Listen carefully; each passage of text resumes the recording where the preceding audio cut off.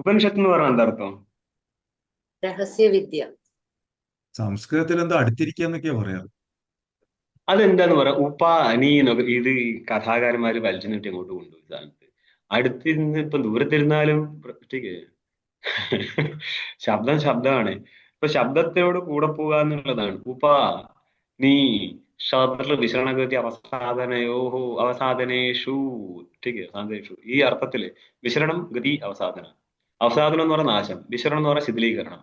അപ്പൊ അവിദ്യയെ ശിഥിലീകരിപ്പിച്ച് നശിപ്പിച്ച് പിന്നെ പ്രാപ്തിയാണ് ബ്രഹ്മപ്രാപ്തി. വിശരണ ഗതി എന്ന് പറഞ്ഞ പ്രാപ്തിയാണ് അർത്ഥം. അപ്പൊ ബ്രഹ്മപ്രാപ്തി, അജ്ഞാന ശിഥിലീകരണം, അജ്ഞാന ധ്വംസം, ഈ മൂന്ന് അർത്ഥമുണ്ട് സദൃ ധാതുവിന്.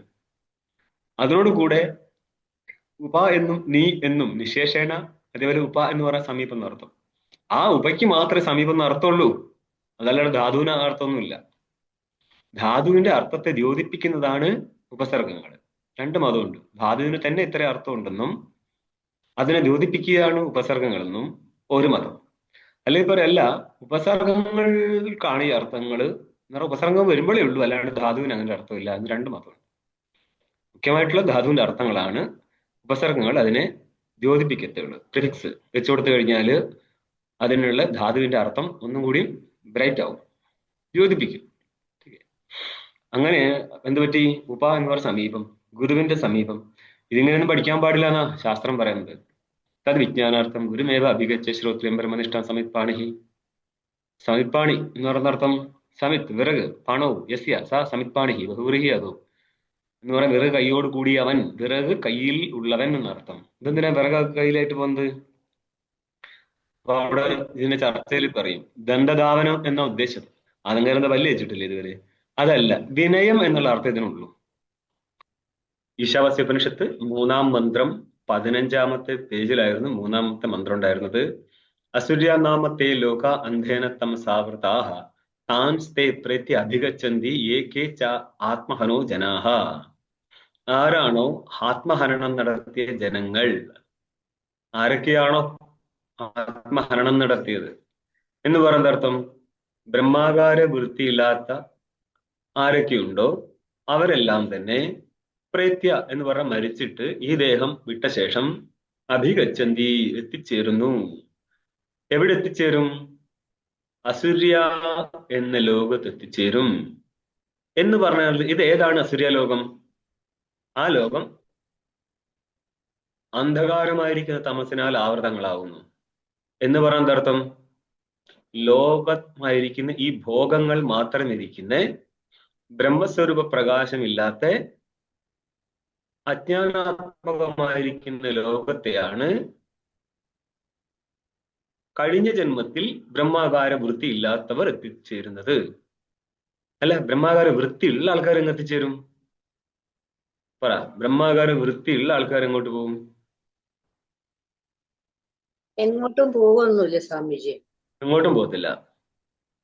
ശരി, അത്രയവ സമവിലീയന്തേ, ഇവിടെ തന്നെ വിലീനമാവും. ആര് വിലീനമാവും? ബ്രഹ്മാകാര വൃത്തിയുള്ളവർ. ബ്രഹ്മാകാര വൃത്തിയുള്ളവൻ ഇവിടെ വിലീനാവുമോ? ജ്ഞാനികൾ ഇവിടെ ആ, തന്നെ. ജ്ഞാനികൾ ഇവിടെ വിലീനാവോ? അതാണോ പറഞ്ഞത്? അവിടെ ശരീരം. ശരീരം അജ്ഞാനിയുടെ വിലീനാവത്തില്ലേ? അപ്പൊ ഈ മന്ത്രത്തിന്റെ ആദ്യം കാണണം, തസ്യ പ്രാണഹ ന ഉദ്ഗച്ഛന്തി, അവന്റെ പ്രാണന്മാർ ഇവിടുന്ന് വിട്ടുപോകത്തില്ല. പ്രാണന്മാരുടെ ഉദ്ദേശം എന്താണ്? പ്രാണന്മാരോട് കൂടിയിരിക്കുന്ന ലിംഗശരീരം, അജ്ഞാനി മരിക്കുമ്പോൾ എപ്രകാരം ലിംഗശരീരം വിട്ടുപോകുന്നുവോ ഇതേപോലെ ലിംഗശരീരം ഇവിടുന്ന് വിട്ടുപോകത്തില്ല. അപ്പോൾ ലിംഗശരീരത്തിന്റെ അംശമായിരിക്കുന്ന പ്രാണൻ എങ്ങോട്ട് പോകും? പ്രാണൻ കാരണമായിരിക്കുന്ന വായുവിലേക്ക് ലീനമാവും, അല്ലേ? ഈ പ്രാണൻ എന്ന് പറഞ്ഞാൽ നമ്മുടെ ലിംഗശരീരത്തിന്റെ ഭാഗമായിരിക്കുന്ന പ്രാണൻ പഞ്ചീകൃതമാണോ അപഞ്ചീകൃതമാണോ? അല്ല, അപഞ്ചീകൃതം. പഞ്ചീകരണം ഉദ്ദേശിക്കുന്ന പഞ്ചഭൂതങ്ങളാൽ നിർമ്മിച്ചതാണോ? അല്ല, പഞ്ചഭൂതങ്ങളെ കൂട്ടിച്ചേർത്തിട്ട്, അതായത് അപഞ്ചീകൃത പഞ്ചമഹാഭൂതങ്ങളെ കൂട്ടിച്ചേർത്തിട്ട് ഞങ്ങൾ പഞ്ചീകൃത പഞ്ചമഹാഭൂതങ്ങൾ ഉണ്ടാക്കും. അതിൽ നിന്നല്ലത്. ഇത് പ്യുവർ എലമെന്റ്സ് ആണ്. അതെങ്ങനെയാ പഞ്ചീകൃതം എന്ന് പറയുന്നത്? അതിന്റെ പ്രക്രിയ നോക്ക്. പ്രാണന്മാർ എവിടെ നിന്നുണ്ടാവുന്ന? എന്താ തത്വബോധം എടുക്ക്. സ്വാത്വികാംശത്തിൽ നിന്നല്ലേ ഉണ്ടാവുന്നേ? ഏതിന്റെ സാത്വികാംശത്തിൽ നിന്നല്ല, രാജസാംശത്തിൽ. പഞ്ചമഹാഭൂതങ്ങളുടെ സാത്വികാംശത്തിൽ നിന്ന്. ഏത് പഞ്ചമഹാഭൂതങ്ങളുടെ? പഞ്ചീകൃത പഞ്ചമഹാഭൂതം. അപ്പൊ കിട്ടിയാ? ആ നിങ്ങളുടെ തത്വബോധം പോലും അത്രയ്ക്ക് ചില്ലറ പുസ്തകമല്ല എന്ന് ആദ്യം മനസ്സിലാക്കിയോ. നമ്മൾ ഏത് വേദാന്തത്തിന്റെ ഹയർ ടെക്സ്റ്റ് എടുക്കുന്നേരം തിരിച്ച് ഇങ്ങോട്ട് ചിന്തിച്ചു കഴിഞ്ഞാൽ പിന്നെ ഒരിക്കൽ കൂടി തത്വബോധം എടുക്കേണ്ട സ്ഥിതിയിലാക്കി തരും. നിങ്ങളൊക്കെ ചോദിച്ചു കഴിഞ്ഞാലേ സൃഷ്ടിക്കുന്ന പരമാത്മാവിന് പോലും ഡൗട്ടാവും. ഞാൻ സംഭവം ഇത് എവിടെ നിന്നാണ് അപ്പൊ സൃഷ്ടിച്ചത്? പഞ്ചീകൃതത്തിലായിരുന്നോ? പങ്ക്തി കിട്ടിയോ? അപഞ്ചീകൃത പഞ്ചമഹാഭൂതാനാം സാത്വികാംശാത്, സാത്വികാംശത്തിൽ നിന്ന് ജ്ഞാനേന്ദ്രിയ പഞ്ചമുത്പന്നം, രാഗശാംശാത് കർമ്മേന്ദ്രിയങ്ങളും പ്രാണപഞ്ചകോത്പന്നമായി. അപ്പൊ എന്റെ ചോദ്യം ഇതാണ്, സ്ഥൂലങ്ങൾ സൂക്ഷ്മങ്ങളിലേക്ക് ലയിക്കുന്നു അല്ലെ? ലയം കാര്യത്തിന്റെ കാരണത്തിലേക്കാ പോകേണ്ടത്. മനസ്സിലാകുന്നുണ്ടോ? സ്ഥൂലമായിരിക്കുന്ന ഘട്ടം അതിന്റെ സൂക്ഷ്മമായിരിക്കുന്ന മൃത്തിലേക്കാണ് ലയം പ്രാപിക്കുക. ലയം എന്ന് പറഞ്ഞാലേ കാര്യം കാരണത്തിലേക്ക് ലയം പ്രാപിക്കുന്ന പറഞ്ഞാൽ കാര്യം നഷ്ടപ്പെട്ടാൽ ഉണ്ടാവുന്ന സ്വരൂപമാണ് കാര്യത്തിന്റെ ലയം. അത് കാരണസ്വരൂപമായിരിക്കും. അല്ലാതെ മൃത്ത് കാണുന്ന നേരം ഘട്ടം അതിന്റെ ഉള്ളിലേക്ക് ഊർന്നിറങ്ങിയിരിക്കുകയാണെന്നൊന്നും തോന്നണ്ട. മനസ്സിലാകുന്നുണ്ടോ? ലീനത എന്ന് പറഞ്ഞാൽ കാരണാവസ്ഥ എന്നേ അർത്ഥമുള്ളൂ. അപ്പം കാരണം കാര്യത്തിലേക്കാണോ ലീനമാവുക, അല്ല കാര്യം കാരണത്തിലേക്കോ? കാരണത്തിലേക്ക് ലീനമാവും. കാര്യം കാരണത്തിലേക്ക് ലീനമാവും. ഈ മഹാവായു എന്നുള്ളത് നമ്മളിപ്പോ ശ്വസിച്ച് കയറ്റുന്നില്ലേ, മൂക്കിലൂടെ എടുക്കുന്നില്ലേ?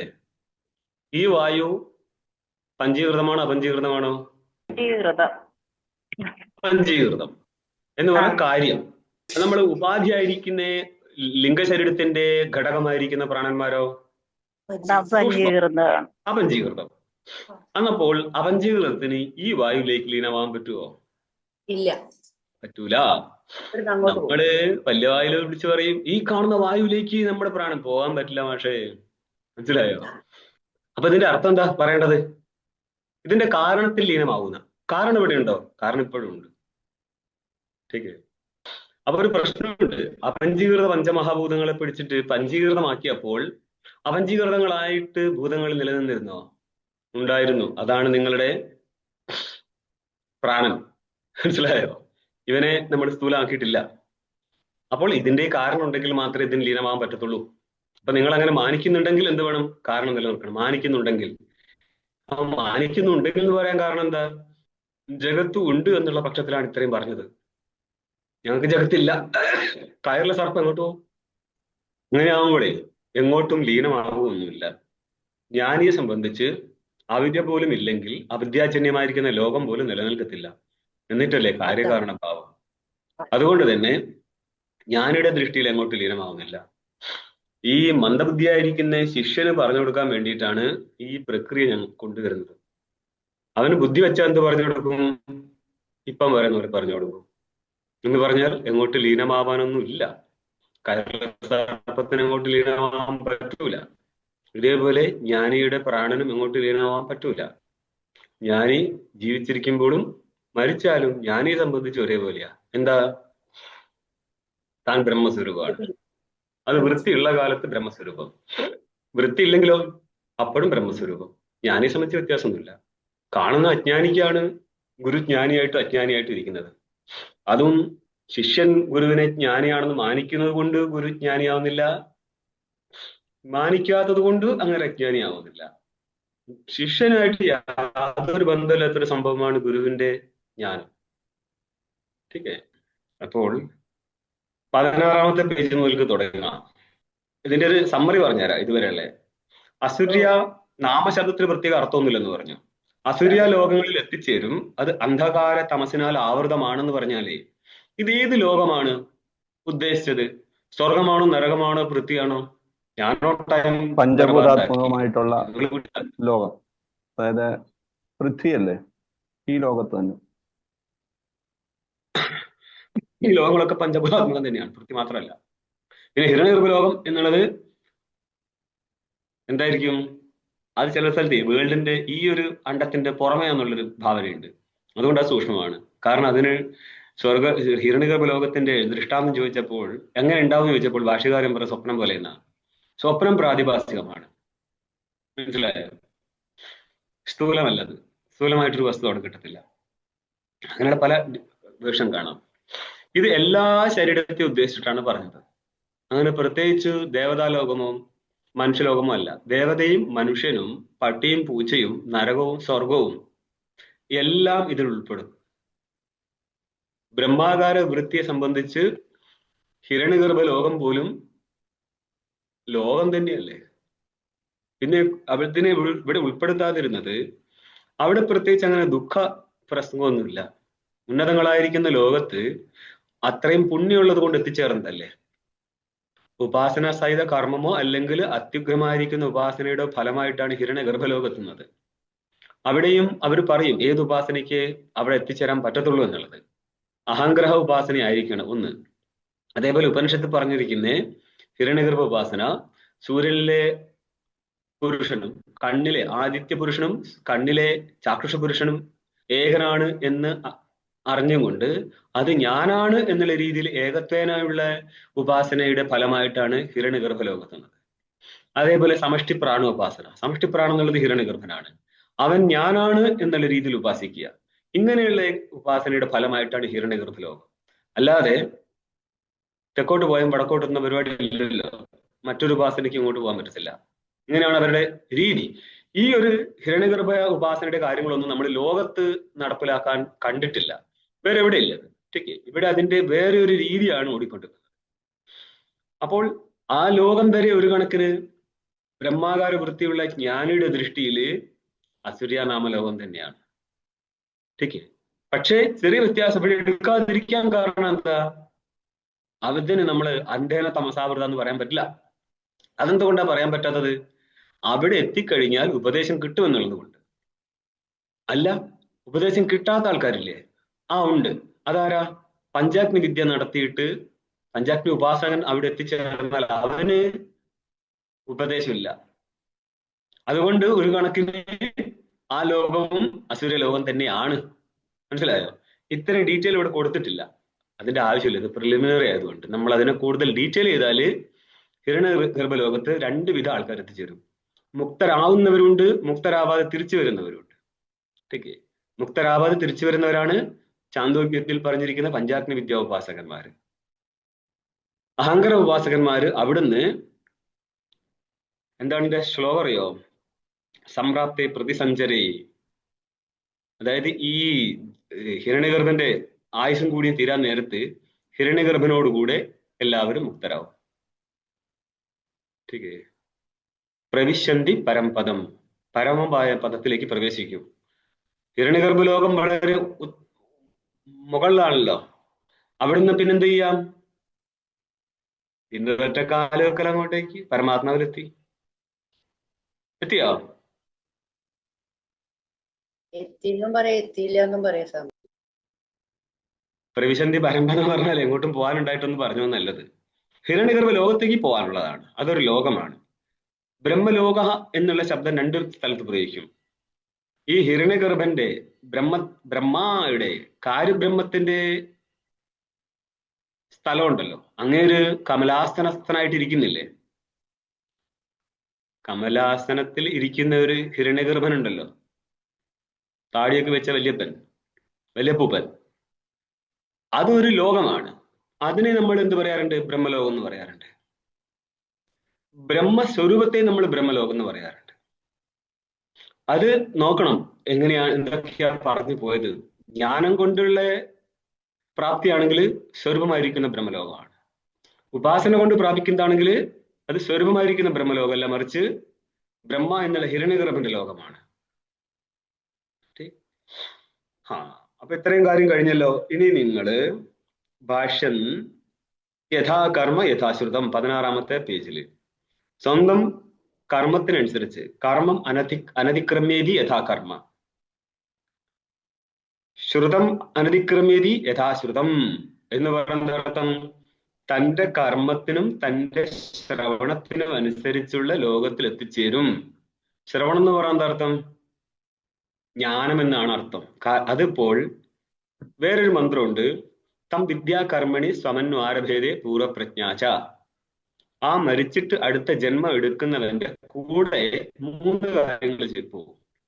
ഒന്ന് വിദ്യ, രണ്ടാമത്തെ കർമ്മം, അതാണ് യഥാ കർമ്മ എന്ന് കേട്ടു. ജ്ഞാനത്തെയാണ് എന്ത് യഥാശ്രുതം എന്ന് പറഞ്ഞത്. അതിന്റെ കൂടെ പൂർവപ്രജ്ഞ. പൂർവപ്രജ്ഞ എന്ന് പറഞ്ഞാൽ വാസന, ഇംപ്രഷൻ. നമ്മൾ എന്ത് ചെയ്താലും എന്ത് ചിന്തിച്ചു കഴിഞ്ഞാൽ ഇതൊക്കെ റെക്കോർഡായി കൊണ്ടിരിക്കുന്നുണ്ട് സാക്ഷിയുടെ ഉപാധിയായിരിക്കുന്ന അന്ത്യയിൽ. മനസ്സിലാകുന്നുണ്ടോ? അതുകൊണ്ടാണ് ഒരുത്തൻ ഇതൊക്കെ കണ്ടു നിൽക്കുന്ന പറയുന്നത്. പ്രത്യേകിച്ച് ആരുമൊന്നുമില്ല. താൻ എന്തൊക്കെ ചെയ്യുന്ന തനിക്കറിയത്തില്ലേ? തനിക്കറിയത്തില്ലേ? താൻ എന്നോട് ചോദിക്ക് ആർക്കറിയാം. അപ്പൊ ഞാൻ പറഞ്ഞുതരാം അത് ആർക്കറിയാമെന്നില്ല. അത് സാക്ഷിക്കറിയാം. സാക്ഷി ആരാ? തന്റെ ശുദ്ധ സ്വരൂപമാണ് സാക്ഷി. അവനറിയാത്ത ഒരു ക്രിയോ ഒരു ജ്ഞാനമോ ഇവിടെ പാസ്സാവത്തില്ല. അന്നേരം പാസ് ചെയ്ത് പോകത്തില്ല എന്നർത്ഥം. അവൻ എല്ലാറ്റിനെയും പ്രകാശിപ്പിക്കും. അതുകൊണ്ട് തന്നെ അവന്റെ ഉപാധിയിൽ ഇതെല്ലാം കയറി കിടക്കുന്നുണ്ട്. അല്ലാതെ ഇത് നോക്കി നടത്താൻ വേറെ ഒരു ഈശ്വരന്റെ ആവശ്യമൊന്നുമില്ല. സാക്ഷി തന്നെയാണ് ഇവിടെ ഈശ്വരനായിട്ട് നിൽക്കുന്നത്. സമഷ്ടിയിലെ സാക്ഷിയാണ് ആര്? ഈശ്വരൻ. ഈശ്വരൻ. ठीक है. സമഷ്ടിയിൽ എത്തിക്കഴിഞ്ഞാൽ ഈശ്വരനായി. വ്യഷ്ടിയിലോ പ്രാജ്ഞൻ. അവന്റെ പേര് പ്രാജ്ഞനാണ്. വിശ്വതൈസ പ്രാജ്ഞൻ. വ്യഷ്ടിയിലെ പ്രാജ്ഞൻ, സമഷ്ടിയിലെ ഈശ്വരൻ. അപ്പോൾ ഇതെല്ലാം ഈശ്വരൻ കണ്ടുകൊണ്ടിരിക്കുന്നു എന്ന് പറഞ്ഞ ഉദ്ദേശം എന്താണ്? എല്ലാ ജീവന്റെയും ചെയ്ത്ത് അവന്റെ വിചാരം എല്ലാം ഓരോരോ ജീവന്റെയും പ്രാജ്ഞൻ കണ്ടുകൊണ്ടിരിക്കുന്നുണ്ട്. ഇവന്റെ സമഷ്ടിയാണ് ഈശ്വരൻ. വ്യഷ്ടിയും സമഷ്ടിയും തമ്മിൽ ഭേദമില്ല. ഔപാധികമായിരിക്കുന്ന ഭേദം മാത്രമേ നമുക്ക് പറയാൻ പറ്റത്തുള്ളൂ. വാസ്തവത്തിൽ ഭേദമില്ല. അതുകൊണ്ടാണ് നമ്മൾ കർമ്മത്തിനനുസരിച്ചും കേൾവിക്കനുസരിച്ചും ജ്ഞാനത്തിനനുസരിച്ചും അവനടുത്ത ജന്മം കിട്ടിയേ പറ്റത്തുള്ളൂ. അതുകൊണ്ട് നിങ്ങൾക്ക് ഇപ്പോൾ ഇവിടെ ഈ വേദാന്തം കേൾക്കുന്നതുകൊണ്ട് എന്തെങ്കിലും ഫലം ഉണ്ടാവുമോ? തീർച്ചയായിട്ടും ഉണ്ടാവും. അതാണ് ഉത്തരം. തീർച്ചയായിട്ടും ഉണ്ടാവും. ഈ പങ്ക്തി മനസ്സിലായിട്ടുണ്ടെങ്കിൽ ഉണ്ടായേക്കാമെന്നല്ല, ഉണ്ടായേ പറ്റത്തുള്ളൂ. അവിടെ വ്യത്യാസം എവിടെയാ വരുന്നത്? നിങ്ങൾ എന്ത് മനസ്സിലാക്കി എന്നുള്ളതാണ്. നിങ്ങൾ എത്ര പ്രയത്നം അവിടെ ചെയ്തു എന്നുള്ളതാണ്. മനസ്സിലായോ? നിധിധ്യാസം. പിന്നെയും നിധിധ്യാസനം.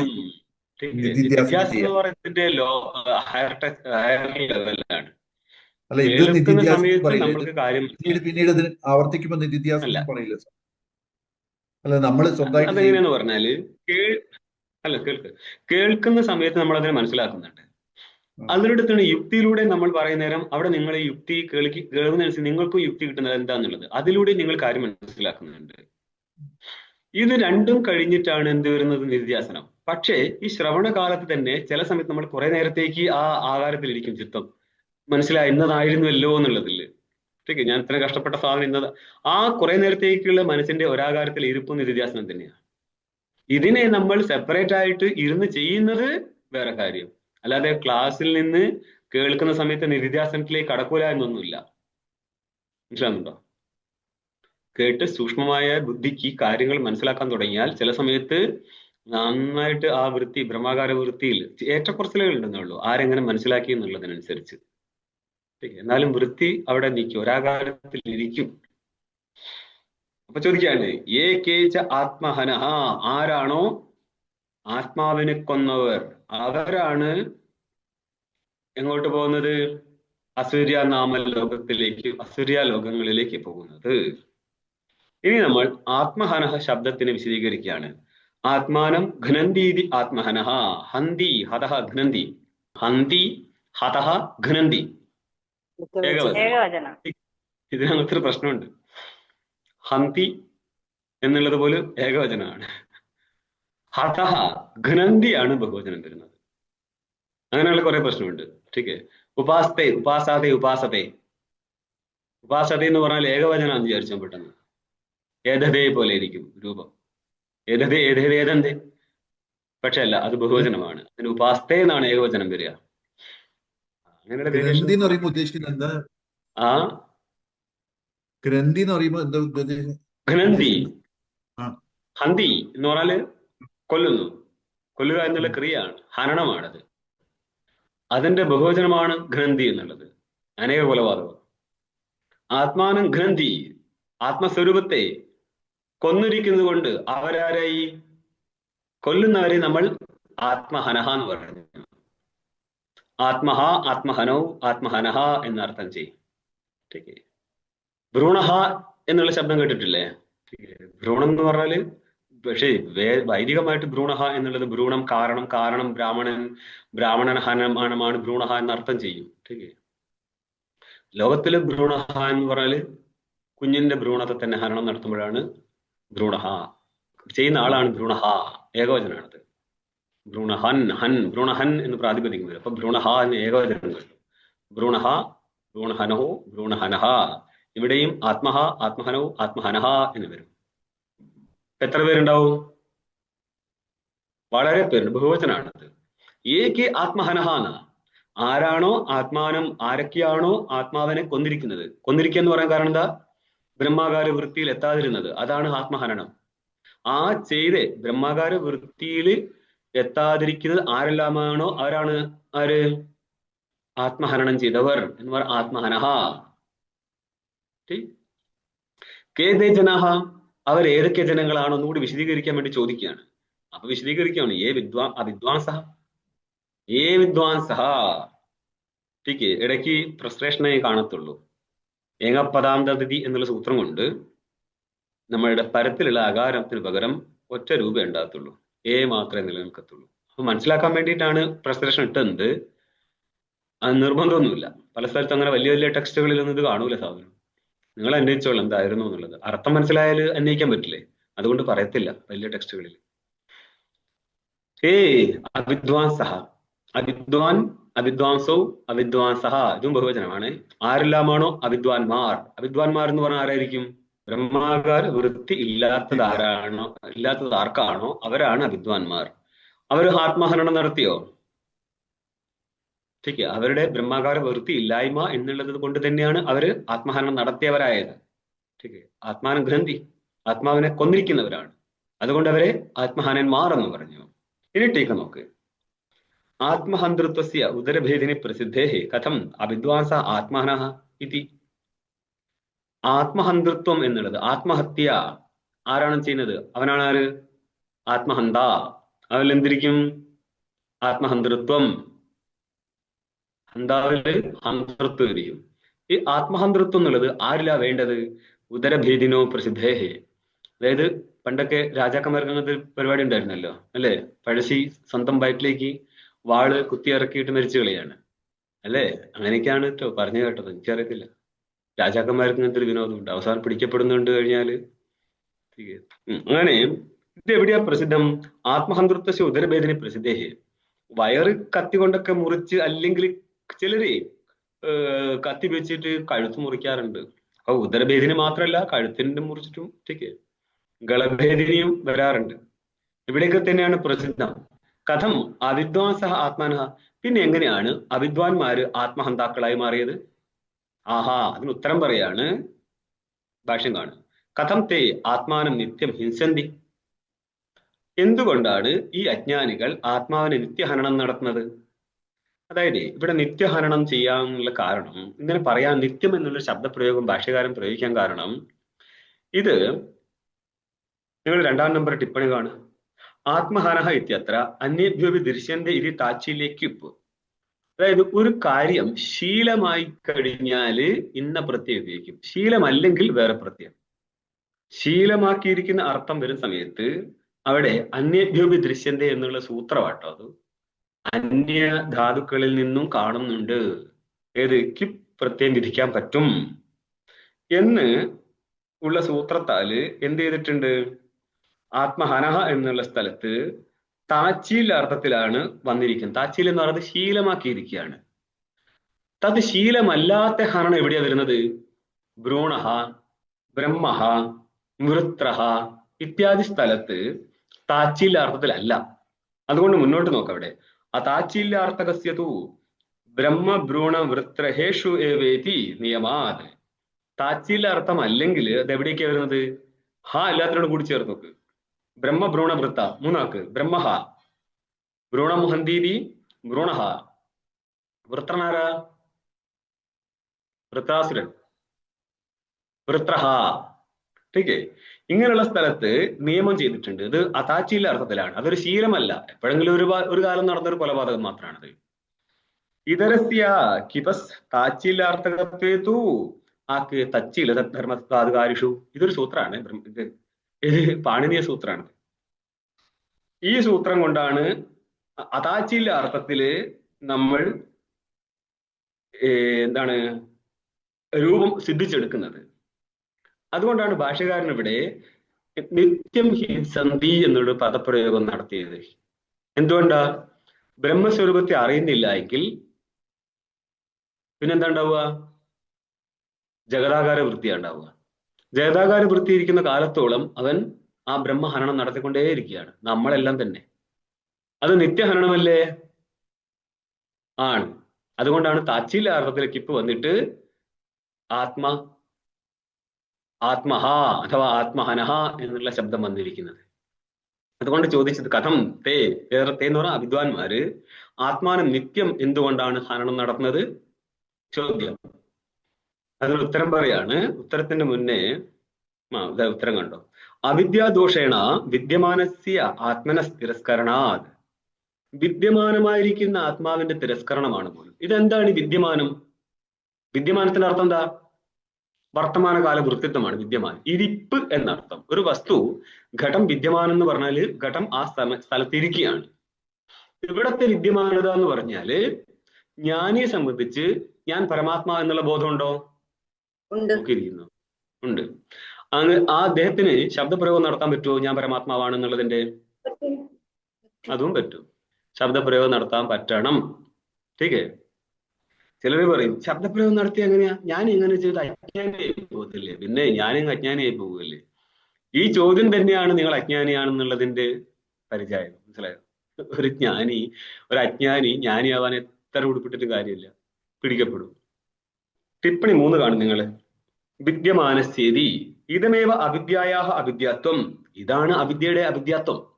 മനുഷ്യന്റെ മനുഷ്യത്വം എന്ന് പറഞ്ഞാൽ എന്താണെന്ന് പറയത്തില്ല. അതേപോലെയാണ് ഇതാണ് അവിദ്യയിലെ അവിദ്യാത്വം. എന്ത് വിദ്യമാനസ്യ അവിദ്യമാനവത് ഭാവസമ്പാദകത്വം.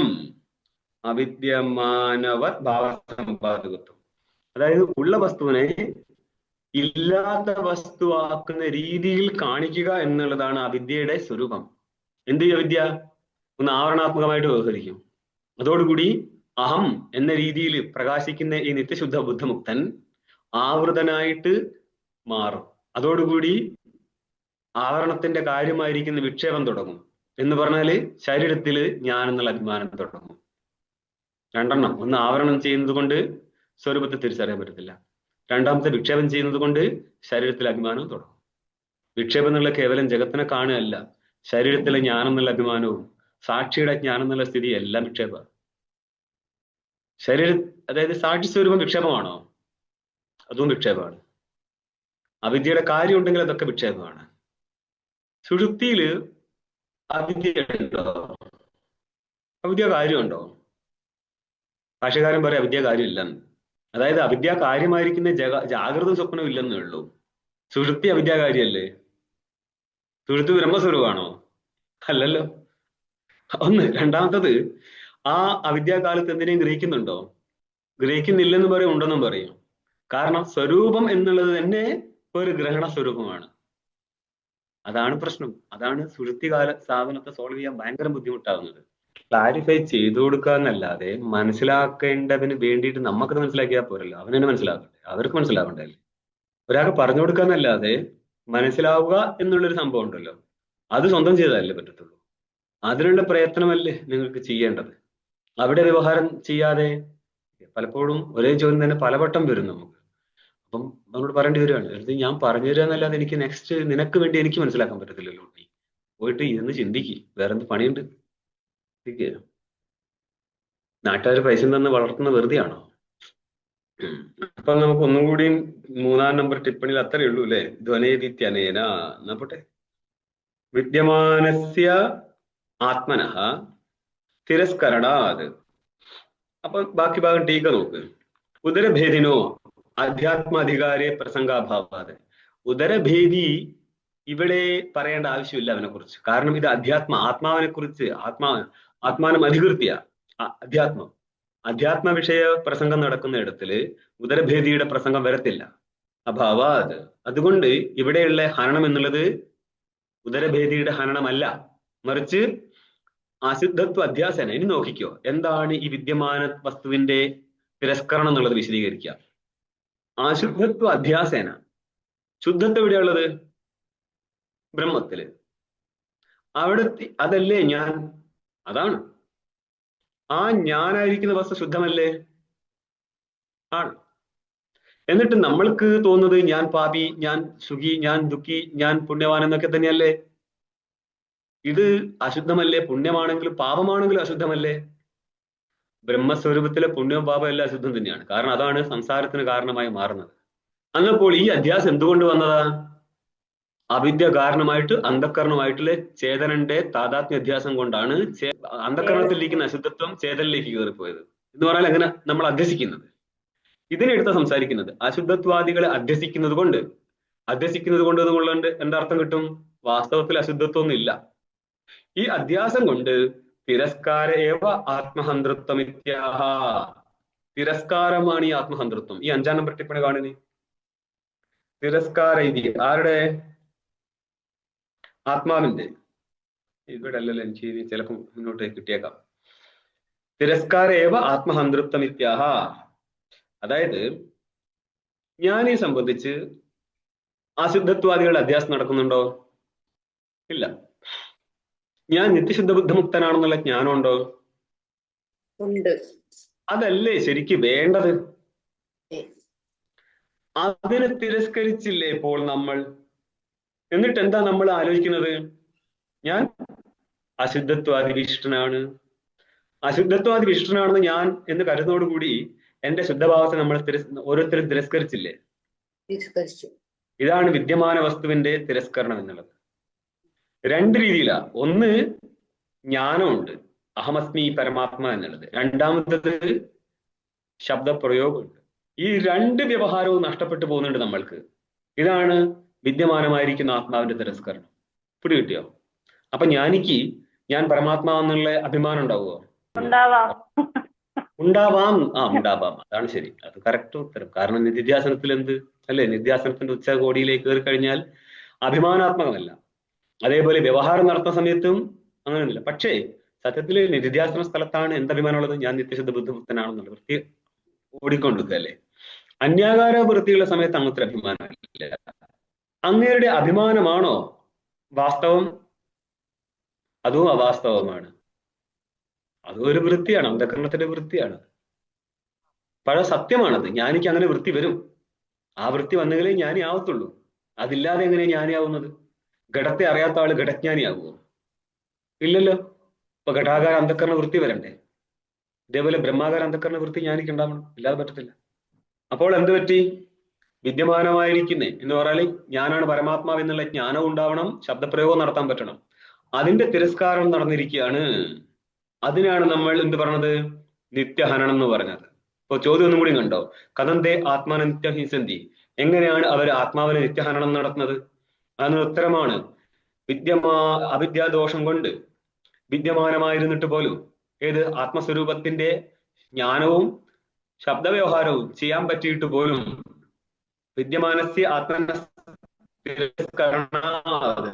അതിന് തിരസ്കാരം എന്ന് പറഞ്ഞാല് ബ്രഹ്മാകാര വൃത്തിയിൽ എത്താൻ പറ്റാതിരിക്കുകയോ, അതേപോലെ ഞാൻ ശുദ്ധ ബ്രഹ്മസ്വരൂപമാണെന്ന് ഇതല്ലട്ടോ ഉദ്ദേശിച്ചത്. എന്നിട്ടീക നോക്ക്. ദസ്യ മിഥ്യ അഭിശാപു അശസ്ത്രവധ ഉച്ചതേ. ഒരാള് തെറ്റൊന്നും ചെയ്തിട്ടില്ല, പക്ഷെ മറ്റുള്ളവരാൽ കളങ്കിതനാവാൻ പറ്റും. ഇതിനെയാണ് മിഥ്യ അഭിശാപം എന്ന് പറയുന്നത്. ഓക്കെ, ഇതിനെന്ത് പറയും? അശസ്ത്രവധം. ശസ്ത്രങ്ങളൊന്നും ഉപയോഗിക്കാതെ കൊന്നുകളയുക, വാക്കുകൊണ്ടേ. നമ്മൾ ഫ്രെയിം ചെയ്ത് ചിലരെ മാത്രം കോർണർ ചെയ്തിട്ട് ഒതുക്കുന്ന പരിപാടി നാട്ടിലുണ്ടല്ലോ. എല്ലാ സ്ഥലത്തും ഉള്ളതാണ്. ഇതിനെക്കുറിച്ച് പണ്ടുണ്ടായിരുന്നു അർത്ഥം. ഇതിനെ നമ്മളെന്ത് പറയും? അശസ്ത്രവധം എന്ന് പറയും. ഉച്ചതേ അശസ്ത്രവധം. അസ്ത്രവും ശസ്ത്രവും തമ്മിലുള്ള വ്യത്യാസം എന്താ? ശസ്ത്രം കയ്യിൽ നിന്ന് അയക്കുന്നത്, ശസ്ത്രം കയ്യിൽ വെച്ച് ഉപയോഗിക്കുന്നു. അതാ തിരിച്ച്. അത് തന്നെ. കയ്യിലുണ്ടാവും, ശസ്ത്രം കയ്യിലുണ്ടാവും, അസ്ത്രം എറിഞ്ഞ് കയ്യിൽ നിന്ന് വിട്ടു കഴിഞ്ഞു. തദ്വത് ആത്മനി പാപിത്വാദി അധ്യാസോപി ഹിംസേവേത്യർത്ഥഃ. അതേപോലെ തന്നെ തന്നിൽ വേറെ ആരും പറയുന്നല്ല കേട്ടോ, തന്നെത്താൻ തന്നെ പാപിയാണെന്ന് അധ്യസിക്കുന്നത് പോലും ഹിംസ തന്നെയാകുന്നു എന്നർത്ഥം. ഇതിന് ടിപ്പണി ഒന്ന് കാണും. ആത്മനി പാപിത്വാദി അധ്യാസോപി ഹിംസേവേദി. കിട്ടിയോ? തദുക്തം അന്യത്രാപി. ഇതിനെ കുറിച്ച് മറ്റു സ്ഥലത്തും പറഞ്ഞിട്ടുണ്ട്. എന്താ? യഥാസന്തമാത്മാനം കർത്താരം സ്വയം പ്രഭും കർത്താ ഭോക്തേതി മന്യന്തേ സൈവാത്മഹനോ ജനാഹ. ആരാണോ അന്യഥാസന്തമാത്മാനം എന്ന് പറയുന്ന നിത്യസിദ്ധ ശുദ്ധരൂപനായിട്ട് പോലും ആത്മാവിനെ, ആരാ ആത്മാ? സ്വയം പ്രഭും, സ്വയം പ്രകാശസ്വരൂപനായിരിക്കുന്ന സർവനിയന്താവിനെ കർത്താരം മന്യന്തേ, കർത്ത എന്ന് മനസ്സിലാക്കുന്നത്. ഓക്കെ, വാസ്തവത്തിൽ ആരാ? അകർത്താരം സ്വയം പ്രഭു എന്ന് പറഞ്ഞത്. കർത്താവല്ലാത്ത സ്വയം പ്രഭു ആയിരിക്കുന്ന പരമാത്മാവിനെ കർത്താഭോക്ത എന്ന് ആരാണ് മാനിക്കുന്നത്? തേ ആത്മഹനോ ജനാഹ, അവരാണ് ആത്മഹനനം നടത്തുന്ന ജനങ്ങൾ. ഇതുമായിട്ട് സമാനമായിരിക്കുന്ന വേറെ കുറെ പങ്ക്തി ഉണ്ട് കേട്ടോ. അന്യതാസന്തമാത്മാനം അന്യതാ പ്രതിപദ്ധ്യതയെ. എനിക്ക് തോന്നുന്നത് അത് നിങ്ങളുടെ മാണ്ഡിക കാരികയിലുണ്ട് തോന്നുന്നു. ഓക്കെ, ചോരേണ ആത്മാപഹാരിണ എന്ന് വേറെ ശ്ലോകം കൂടി ഉണ്ട് ഇതായിട്ട് ബന്ധപ്പെട്ട്. കിം കിം തേന കൃതം പാപം, അവര് എന്ത് പാപമാണ് ചെയ്യാത്തത്? ഇതായിട്ട് ബന്ധപ്പെട്ട് വേറെ ശ്ലോകമുണ്ട്. ആത്മാവിനെ അറിയാതിരിക്കുന്നുള്ളത് വലിയ ദോഷമായിട്ടാണ് ശ്രുതികളിൽ പറയുക. എന്നാ പിന്നെ ഇതെന്താ മാർക്കറ്റിൽ വെച്ചിരിക്കുകയാണോ? അത് എടുത്തിട്ടുണ്ടാവാൻ? അങ്ങനെ ഇട്ടില്ലതാണ്. ഇനി നോക്കിയോ, അചര അമരത്വാദി ലക്ഷണോ അഹമിതി സംവേദനം. ഇതാണ് കേട്ടോ നിങ്ങൾക്ക് വേണ്ടേ വിദ്യമാനസ്യ എന്നുള്ളതിന്റെ അർത്ഥമാണ് ഈ വരുന്നത്. ആത്മാ അചര സ്വരൂപല്ലേ? അതെ അതെ. മരണമില്ലല്ലോ, അമരനല്ലേ? അതെ. അതെ. അചര അമരത്വാദി ലക്ഷണോ, ലക്ഷണം എന്ന് പറഞ്ഞ സ്വരൂപം. അഹമിതി, ഒന്ന് സംവേദനം എന്ന് പറഞ്ഞ ജ്ഞാനം, അഭിധാനം എന്ന് പറഞ്ഞ ശബ്ദപ്രയോഗം. ഇത് രണ്ടും ആർക്ക് സംഭവിക്കുന്നുണ്ട്? ജ്ഞാനിക്ക് സംഭവിക്കുന്നുണ്ട്. ആത്മാവിനോ? ശരിയാണ്, ആത്മാന്ന് പറഞ്ഞാൽ ജ്ഞാനിയെ സംബന്ധിച്ച് സ്വരൂപാത്മാവിന് ഇതിൽ വൃത്തി സംഭവിക്കുന്നുണ്ട്. ഏത് കാര്യം, യാതൊരു കാര്യമാണോ എന്ന് പറയാല് സംവേദനം ഒരു കാര്യമാണ്, ജ്ഞാനവും കാര്യമാണ്, ശബ്ദപ്രയോഗം ഒരു കാര്യമാണ്. ജ്ഞാനിയെ സംബന്ധിച്ച് രണ്ടും നടക്കും. ഇത് രണ്ടും കാര്യം തത് ഹതസ്യവന ദൃശ്യത ഇതി, അത് കൊല്ലപ്പെട്ടതുപോലെ കാണപ്പെടുന്നില്ല. ആരില്? അജ്ഞാനികളില്. അതുകൊണ്ട് ഹനനം ഉപചരിത ഇത്യാഹ. ഉപചാരം എന്ന് പറഞ്ഞാൽ ഗൗണപ്രയോഗം. ഹനനം എന്നുള്ള ആത്മഹനനം എന്നുള്ളത് അർത്ഥം എന്താ? ആത്മാവിന്റെ സ്വരൂപ ജ്ഞാനവും ആ ജ്ഞാന സംബന്ധിയായിരിക്കുന്ന ശബ്ദപ്രയോഗവും ആയിരുന്നു ചെയ്യേണ്ടിയിരുന്നത്. അത് ഇല്ലാതെ പോയി. അതിനെയാണ് നമ്മൾ ഹനനം എന്ന് പറയുന്നത്. അപ്പൊ ഹനനം നടത്താതിരുന്ന ആൾ എന്തിരിക്കും? ബ്രഹ്മാകാര വൃത്തി ഉണ്ടാവും, ആ ശബ്ദപ്രയോഗം ഉണ്ടാവും. ശിഷ്യൻ ചോദിക്കുകയാണ്, ഗുരുജി എനിക്ക് ബ്രഹ്മാകാര വൃത്തി സമ്പാദിപ്പിച്ചു തരാൻ നിങ്ങൾക്കതിന് ജ്ഞാനമുണ്ടോ എന്ന് ചോദിച്ചു കഴിഞ്ഞാൽ ഗുരു എന്ത് പറയും? നമുക്ക് രണ്ടുപേർക്കും കൂടിയും തൊഴയ കുഞ്ഞെന്നാണ് പറയുക. അല്ലല്ലോ. അങ്ങനെ പറഞ്ഞിട്ടുണ്ടെങ്കിൽ ശിഷ്യൻ എന്ത് പറയും? താൻ വെള്ളം തുഴഞ്ഞു, ഞാൻ അറിയുന്ന ആൾക്കാരുടെ അടുത്ത് പോയിക്കോളാം ഉണ്ണീന്ന് പറയും. അല്ലാതെ കൂടെ തുഴയാൻ ബോധമുള്ള ശിഷ്യൻ നിൽക്കത്തില്ല. അതായത് ഇത് രണ്ടുപേർക്ക് ഇതിന്റെ മുഖ്യമായിട്ട് ഉപദേശാർഹിക അധികാരമുള്ളൂ, ജ്ഞാനിക്ക് അധികാരമുള്ളൂ. അപ്പൊ ജ്ഞാനിയെ നമ്മൾക്ക് മണത്തറിയാൻ പറ്റും എവിടെയാന്നുള്ളത്. ചിലര് പറയും എന്താണ് പാനി പീന, വെള്ളം കുടിക്കണം എങ്ങനെ? അരിച്ചരിച്ച്. ഗുരുവിനെ എടുക്കേണ്ടതോ തെരഞ്ഞെടുക്കണം. ഗുരുക്കന്മാർ തന്നെ അതിന് പബ്ലിസിറ്റി കൊടുക്കും. കണ്ടോ എന്റെ ശിഷ്യൻ, അവൻ എത്ര സ്ഥലത്ത് പോയിട്ട് തെരഞ്ഞ് പിടിച്ചിട്ടാ എന്നെ കണ്ടെത്തിയത്. മനസ്സിലായോ? അവനാന്ന് പറയേണ്ട അർത്ഥം എന്താ? അവൻ കണ്ടെത്തിയ ഞാനാണ് അവനെ ഞാൻ എന്നാണ് ഉദ്ദേശിച്ചത്. ഇതിനു വേണ്ടിയാണ് നമുക്ക് ഒരു കഥ ഉണ്ടാക്കി തരുന്നത്. 10 വയസ്സ് കൊണ്ട് വെച്ചിട്ട് ഗുരുവിന്റെ മൂട്ടിൽ വെച്ച് കൊടുക്കും. ഗുരു തുള്ളിയിട്ടുണ്ടെങ്കിൽ ഗുരു ജ്ഞാനി, ഇല്ലെങ്കിൽ അജ്ഞാനി. ഇങ്ങനെയുള്ള കുറെ കൂതർ കഥകൾ ആർക്ക് വേണ്ടി ഉണ്ടാക്കിയെടുത്താൽ ഇങ്ങനെയൊക്കെ ആൾക്കാരെ ടെസ്റ്റ് ചെയ്യാൻ പറ്റുമോ?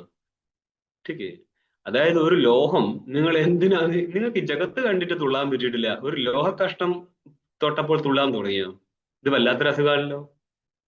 നമ്മൾ അന്ന് ചോദ്യം ചെയ്തിട്ടില്ലല്ലേ ഇങ്ങനത്തെ കാര്യങ്ങളെ.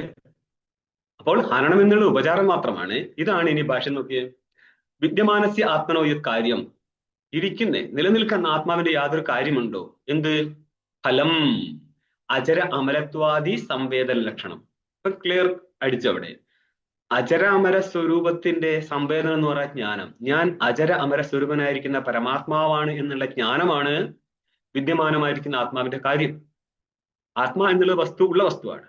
അതിന്റെ കാര്യം നമ്മൾക്ക് വേണ്ടിയിരുന്ന എന്തായിരുന്നു? അതിന്റെ ജ്ഞാനവും അതിന്റെ ശബ്ദപ്രയോഗമാണ്. എന്ന് പറഞ്ഞാൽ ഒരു വ്യക്തി പൃഥ്വിയിലേക്ക് ജനിക്കുന്ന എന്തിനാ? രൂപം രൂപം പ്രതി രൂപോ ബഭൂവ തദസ്യ രൂപം പ്രതിചക്ഷണായ. അനേക ജീവന്മാരെ സൃഷ്ടിച്ചത് ബ്രഹ്മസ്വരൂപത്തെ തിരിച്ചറിയാൻ വേണ്ടിയിട്ടാണ്. ആ കാര്യമാണ് ഈ പറഞ്ഞിരിക്കുന്നത്. ഫലം, കാര്യം, അജര അമരത്വാദി സംവേദനം എന്നുള്ളത്. എന്ന് പറയുന്ന സ്വരൂപത്തിന്റെ സാക്ഷാത്കാരവും സാക്ഷാത്കാരാനന്തരമുള്ള ഞാൻ പരമാത്മാവ് എന്നുള്ള അവന്റെ ശബ്ദപ്രയോഗവും, ഇത് എല്ലാം തന്നെ ഹതസ്യ ഇവ. ഹതമല്ല, അതുകൊണ്ടാണ് ഇവ എന്ന് പറയുന്നത്. ഹതസ്യ കൊല്ലപ്പെട്ടതുപോലെ കൊല്ലപ്പെടത്തില്ല. കാരണം സ്വരൂപത്തിൽ എന്തിനാ അവിദ്യ നിലനിൽക്കുന്നത്? ഇവ തിരോഭൂതം ഭവതി, ഹനിക്കപ്പെട്ടതുപോലെ തിരോഭൂതമായിരിക്കുകയാണ്. അതായത് അജ്ഞാനിക്ക് ഈ ഒരു ബ്രഹ്മാകാര വൃത്തിയോ ശബ്ദപ്രയോഗമില്ല. അതുകൊണ്ട് പ്രാകൃത അവിദ്വാംസോ ജനാഹ ആത്മഹന എത്തിച്ചെന്തേ. പ്രാകൃതം എന്ന് ഉദ്ദേശിച്ചത് ആരെയാ? പഴയ ആൾക്കാരെന്നല്ല. ബ്രഹ്മാകാര വൃത്തിയില്ലാത്ത ന്യൂജനും ജൻസിയും നമ്മളൊക്കെ തന്നെ പ്രാകൃതന്മാരാ. ठीक है. പ്രാകൃതനല്ലാത്ത ആരേ ഉള്ളൂ? ജ്ഞാനി മാത്രമേ ഉള്ളൂ. അവനാണ് മോഡേൺ ജൻസി. ठीक है. അവനാണ് പ്രാകൃതനല്ലാത്തത്. പ്രാകൃതനായിരിക്കുന്ന അവിദ്വാൻമാരാണ് നമ്മളെല്ലാം. ജനാഹ, അവരെയാണ് എന്ത് പറഞ്ഞത്? ആത്മഹന ഉച്ചന്തേ, അവരാണ് ആത്മഹനന്മാരെന്ന് പറയപ്പെടുന്നത്. ടീക്ക നോക്കിനി.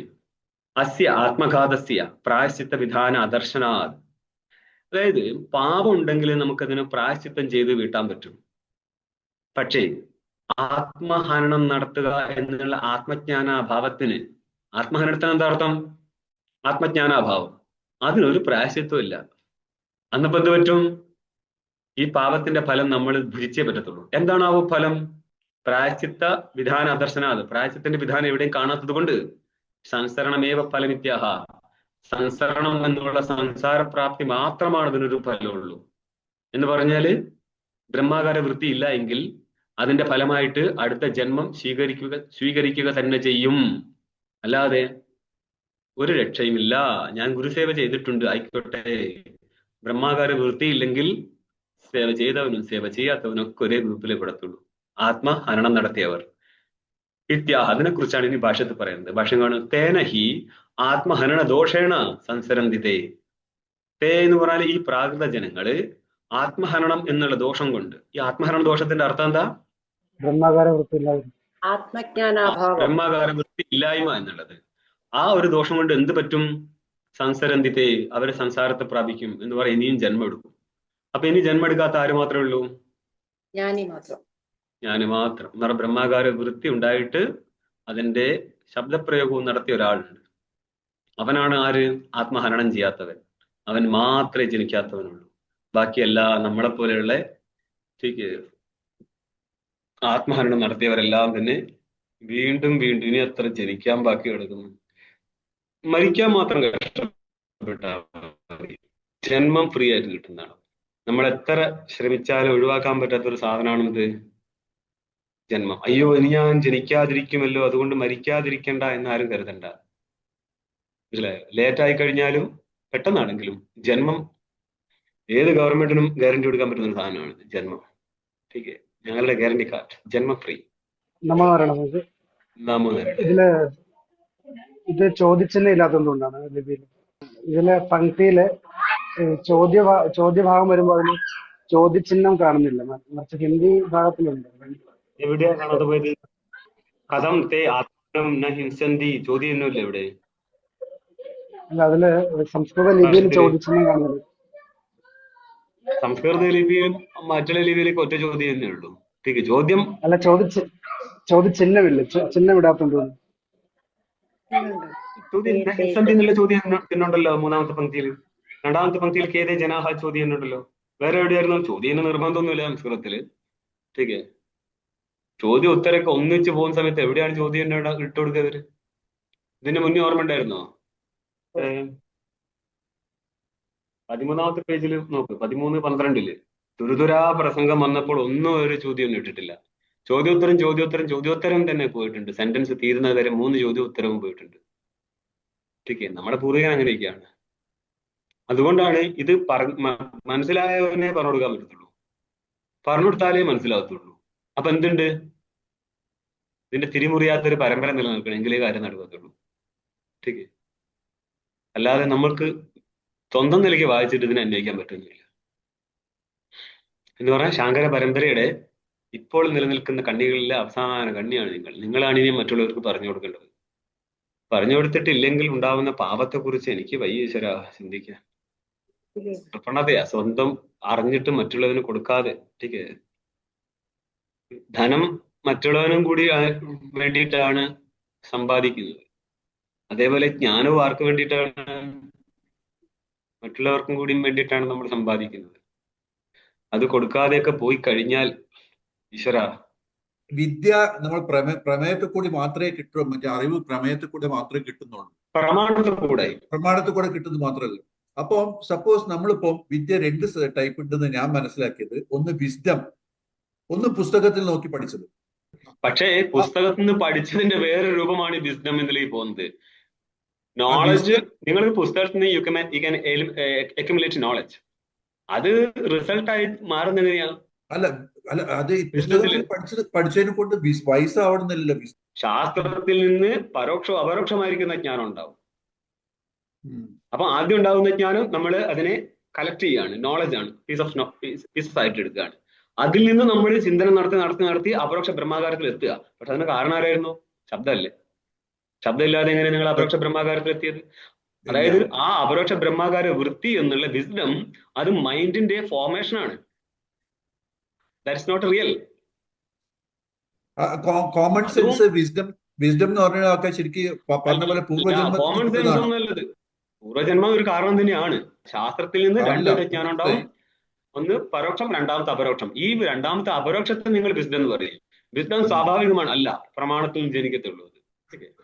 വിസ്ഡവും പ്രമാണത്തിൽ മാത്രമേ ജനിക്കുള്ളൂ. പ്രമാണം പ്രാക്ടീസ് ചെയ്തിട്ടേ ജനിക്കുള്ളൂ. അത്രേ ഉള്ളൂ. നിങ്ങൾ ഈ വിസ്ഡം എന്നുള്ള ഉദ്ദേശം എന്താണ്? അന്ധകരണത്തെ വൃത്തിയാണോ അല്ല ബ്രഹ്മസ്വരൂപമാണോ എന്ന് ചോദിച്ചോക്കെ അവരോട്. ബ്രഹ്മസ്വരൂപമാണെങ്കിൽ അത് നിത്യമാണോ? ജനിക്കത്തില്ല. അപ്പൊ എല്ലാവരും മുക്തരായിരിക്കും. അജ്ഞാനം നശിപ്പിക്കുന്ന വൃത്തി എന്നുള്ളത് അത് ജനിക്കുന്നതാണ്. അത് മനസ്സിന്റെ പരിണാമമാണത്, പരാവൃത്തി. ഇതാണെങ്കിൽ ഒന്ന് പ്രമാണത്തിൽ കൂടിയും പിന്നെ നമ്മളെ അല്ല രണ്ടും പ്രമാണത്തിൽ നിന്നാണ് ജനിക്കുന്നത്.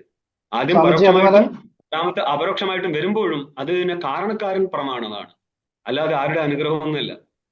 ഭാഷകാരൻ തൈത്തര്യത്തിൽ എഴുതിയിട്ടുണ്ട്, ഈശ്വരാനുഗ്രഹാദേവ ബ്രഹ്മപ്രമാത്പത്യതേ. ठीक है. യമനിയമാദി അല്ല ബ്രഹ്മചര്യാദീനാം ശ്രവണ മരണാദീനാം അന്തരംഗ സാധനത്വാദെന്ന് എഴുതി വെച്ചിട്ടുണ്ട് അവിടെ. അപ്പൊ ശരിക്കും ഏത് ബുദ്ധിയാണെങ്കിലും ഒരു മനുഷ്യന്റെ തലയിൽ ഉദ്ധരിക്കണ്ടേ? ആണ്. അപ്പൊ ഫസ്റ്റ് ഉള്ള ഈ ഉദാഹരണം ആര് മനസ്സിലാവാന്നിട്ടുണ്ടാവും? അപ്പൊ ഇതിപ്പോ ഒരു നോളജ് വന്ന് ആർക്ക് മനസ്സിലാവാനെന്ന്? നിങ്ങളൊരു ഘടത്തെ ഇത് പെന്നാണോ അല്ല കാക്കയാണോ? ഇതൊരു പെന്നല്ലേ? പെന്ന് തന്നെയാണ്. അപ്പൊ ഇത് കണ്ടത് കണ്ണുകൊണ്ടല്ലേ? അതെ. പക്ഷെ വൃത്തി ഉണ്ടായത് അന്ധകരണത്തിലല്ലേ? അതെ. ബ്രഹ്മാകാരം എന്നുള്ള തന്റെ സ്വരൂപമല്ലേ? പക്ഷെ അതിന്റെ വൃത്തി ഉണ്ടാകുന്ന അന്ധകരണത്തിലല്ലേ? ഈ പെണ്ണിന്റെ ജ്ഞാനമല്ലേ പെണ്ണിന്റെ അജ്ഞാനം നശിപ്പിച്ചത്? അങ്ങനെയാണെങ്കിൽ ബ്രഹ്മത്തിന്റെ ജ്ഞാനം ബ്രഹ്മത്തിന്റെ അജ്ഞാനം നശിപ്പിക്കും. അത് അന്ധകരണത്തിലെ വൃത്തി തന്നെയാണ്. ठीक है. അതുകൊണ്ടാണ് നമ്മൾ മനസ്സിന്റെ പരാവൃത്തി എന്നതിനെ പറയുന്നത്. അന്ധകരണത്തിലെ വൃത്തിയാണ്. അതായത് ഈ ലോകത്തുള്ള കാര്യങ്ങളൊക്കെ കണ്ടെത്താൻ ഇവിടെ പ്രമാണം സ്വാഭാവികമായിട്ട് നിലനിൽക്കുന്നുണ്ട്. പിന്നെ ഐഡിയ വെച്ചിട്ട് അങ്ങേരും ഐഡിയ വെച്ച് ലഗായിക്കുന്നതാണല്ലോ സാധനം. ഇതിങ്ങനെ സംഭവിക്കാം. ഇപ്പം ബ്ലാക്ക് ഹോളിനെ കുറിച്ച് ഇതിന്റെ ഫോട്ടോ എടുക്കുന്നതിന് മുന്നേ തന്നെ ബ്ലാക്ക് ഹോൾ ഉണ്ടെന്ന് സിദ്ധിച്ചിട്ടുണ്ടല്ലോ. ഇതിന്റെ പോസിബിലിറ്റി വെച്ച് പോകുമ്പോൾ ഞാൻ എവിടെയോ കണ്ടിട്ടുണ്ട് ഇതിന്റെ പിറകിലുള്ള ഇക്വേഷൻസ് ചെയ്യാൻ വേണ്ടിയിട്ട് വേറെ ആയി കൊടുത്തപ്പോൾ അങ്ങേരാണല്ലോ പറഞ്ഞത് ഇതിന് ഇങ്ങനെ ഒരു പോസിബിലിറ്റി ഉണ്ട്, ഇക്വേഷൻ ഇങ്ങനെ പോയി കഴിഞ്ഞാൽ. ठीक है. ഞാൻ അതിന്റെ മൊത്തം കഥ മറന്നുപോയി.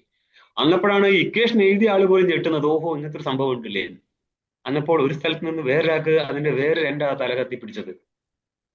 ഇതൊക്കെ ലൗകിക വ്യവഹാരത്തിൽ ഇങ്ങനെ സംഭവിക്കും. ബ്രഹ്മ വ്യവഹാര സ്ഥലത്ത് ഈ വൈദിക ശബ്ദം തന്നെ വേണമെന്നൊന്നും നിർബന്ധമൊന്നുമില്ല. ശബ്ദം മതി. അത് മലയാളത്തിൽ പറഞ്ഞു കൊടുത്തു കഴിഞ്ഞാൽ നിന്റെ സ്വരൂപം കേവലം ബ്രഹ്മസ്വരൂപമാണ്, ഏകനായിരിക്കുന്ന പരമാത്മാവേ ഉള്ളൂ എന്ന് പറഞ്ഞു കൊടുത്തു കഴിഞ്ഞാൽ അവർക്ക് മനസ്സിലാക്കാൻ പറ്റുന്നു. ഈ മനസ്സിലാക്കുക എന്നുള്ളതാണ് അണ്ടർസ്റ്റാൻഡിങ്. ചിലര്, ഞാൻ 2 ദിവസം മുന്നേ ക്ലാസ് പറയുന്നുണ്ട്, ചിലര് പറയും നമ്മളിത് മനസ്സിലാക്കില്ല ശാസ്ത്രത്തിന്, ഇനി നമുക്ക് വ്യവഹരിക്കാം, ആശ്രമം ഉണ്ടാക്കാം. ഇതൊന്നും നടപ്പിലാകുന്ന പരിപാടിയല്ല കേട്ടോ. നമ്മൾ മനസ്സിലാക്കിയിട്ടില്ല എന്നുള്ളത് ആദ്യം മനസ്സിലാക്കുക. നമുക്ക് മനസ്സിലായിട്ടൊന്നുമില്ല. നമ്മൾ ശാസ്ത്രത്തിൽ നിന്നുള്ള മനസ്സിലാക്കലേ നേടിയിട്ടുള്ളൂ. ഇതിനെ അപരോക്ഷതയിലേക്ക് എത്തിക്കണമെങ്കിൽ നല്ല മെനക്കെടുത്ത്. അല്ലാതെ ഞങ്ങളിത് കഴിഞ്ഞു, ഇനി ഞങ്ങൾക്ക് വ്യവഹരിക്കാൻ നിങ്ങളെ പോലെ അല്ലല്ലോ, ഞങ്ങൾ സന്യസിച്ചില്ലേ, ഇതൊക്കെ വെറുതെയാണ്, പണി കിട്ടുന്ന പരിപാടിയാണ്. എന്നാ ശരി, നമോ നാരായണായ.